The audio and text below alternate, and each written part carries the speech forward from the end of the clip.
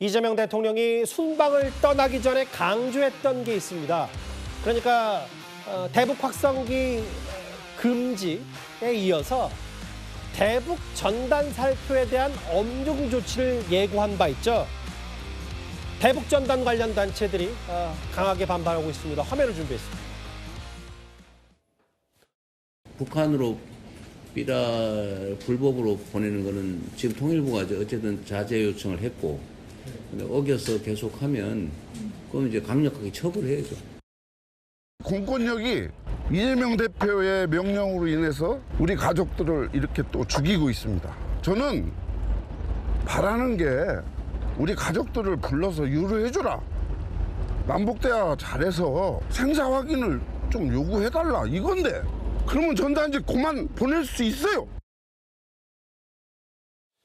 납북자 단체의 얘기입니다. 최성룡 대표 뭐냐면 이재명 대통령이 생사 확인 요구해달라. 이것만 하면 전단지 그만 보낼 수 있다.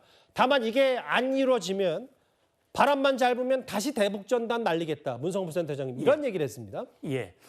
그러니까 이제 대북 전단이 접경 지역 주민들의 안전을 위협하고 사회적 긴장을 고조시키는 그런 원인이 됐다라는 판단으로 이제 대통령과 정부가 이것에 대한 조치를 취하고 있는 것인데, 사실 납북자들은 북한에 의해서 강제 납치된 그런 가족의 모임입니다. 그렇기 때문에 이분들의 요구는 어쨌든 납북자 가족의 슬픔을 이해하고 또 이분들을 되돌려 오기는 어렵지만 적어도 이분들의 생사 확인만이라도 할 수 있는 그런 정부의 노력을 좀 해달라. 이걸 지금 요구를 하고 있는 거거든요. 그것이 이루어진다면 전단 안 보낼 수 있다. 그러나 그게 안 된다면 이건 뭐 강제를 하지 말라고 그래서 안 되는 일이 아니다. 안 할 수 있는 일이 아니다라는 입장을 좀 표명하고 있습니다.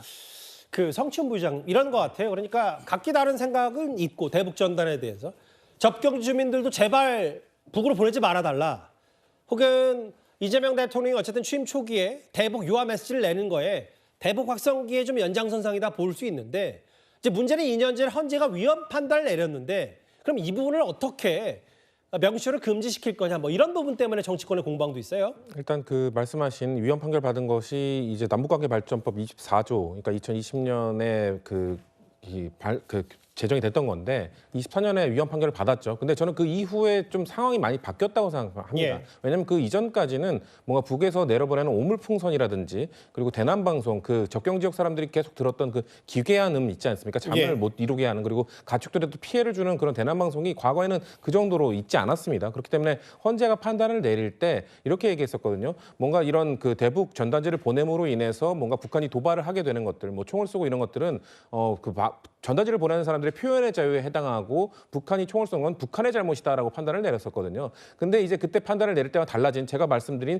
접경 지역 주민들의 구체적인 피해 정황이 지금 이제 생긴 겁니다. 그래서 저는 만약 이거에 대해서도 헌재가 다시 한번 판결을 내릴 수도 있다. 왜냐하면 헌재는 위헌 판결을 내린 이후에도 몇 년이 지나고 아니면 상황이 바뀌었을 때 또 다른 판결을 내리기도 하기 때문에 그 부분에 있어서 저는 새로운 법으로 다시 판결을 내릴 수도 있다고 생각하고요. 아니면 다른 법으로 뭔가 이런 행정 제재를 할 수 있다. 지금 사실 지자체에서는 그 지역을 위험 지역으로 설정을 해놓고 그런 것들을 못하도록 지금 순찰을 하고 있거든요. 그런 것들을 통해서 우회적으로라도 좀 어떻게든 이런 게 법적으로 저 사람들의 말을 들어주든 어떤 방법으로 하든 일단 접경 지역 주민들의 피해를 최소화시키고 다시는 발생하지 않도록 하는 게 우선 과제가 돼야 되지 않겠습니까? 그렇게 되면 정부에서는 무조건적으로 저 사람들의 말을 안 듣겠다가 아니라 모든 국민들이 편안하게 뭔가 그 생활을 영위할 수 있는 그런 쪽으로 좀 정책을 추진하겠다는 말씀 드릴 수 있을 것 같습니다. 그 대통령이 직접 그 대북 전단을 북한에 뿌리는 거에 대해서 엄중 조치를 예고했는데 헌법에서는 2년 전에 위헌 판단을 내렸고, 뭐 아까 성춘 부장 말씀은 그때와는 좀 상황이 다르다는 말씀하셨는데 윤기천 부위원장님, 그러니까 애둘러서 우회로 처벌하는 것도 그럼 검토하는 거냐? 그 와중에 조금 전에 제가 기사를 접한 것들이 뭐냐면 경찰 기동대까지 투입한다는 얘기까지 나왔어요. 경찰관 직무집행법을 적용한다는 것인데, 저는 개인적으로 헌재에 있었던 그 판결의 취지는 뭐냐면 해당 법을 위헌으로 판단하면서 그 성 부회장님 말씀하신 그런 것도 있지만 실제 이게 굳이 처벌까지 가야 되느냐 이런 부분도 언급을 했단 말이죠.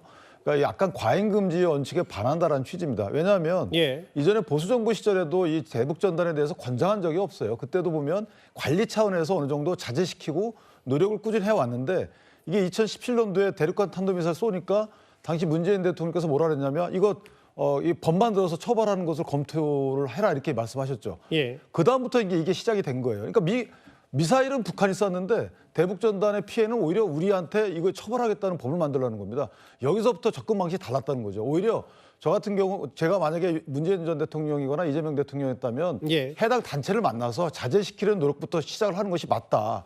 그냥 편의주의적으로 행정 편의주의적으로 처벌을 능사가 아님에도 불구하고 왜냐하면 이게 김여정이가 예전 2020년대 그랬잖아요. 이거 저 대북전단법 만들지 않으면 그러면 내가 그 남북 교류 연락사무소 이거 폭파하겠다. 실제 폭파했잖아요. 그래서 저희는 아무 소리도 못했습니다. 자, 이런 여러 가지 북한과 남한과의 이 주고받는 이 반응과 대응 과정에서 보면 예. 우리가 조금 우리 국민들의 표현의 자유를 과도하게 침해시키고 북한의 저런 부분들에 대해서 저희가 반응하면서 오히려 북한을 자극하는 모습을 취했다. 그래서 이 부분은 대통령께서 돌아오시면 오히려 예. 관련 단체들을 만나서 한 번 더 당부하는 식의 행정이 어떨까 개인적으로 그렇게 생각합니다. 알겠습니다.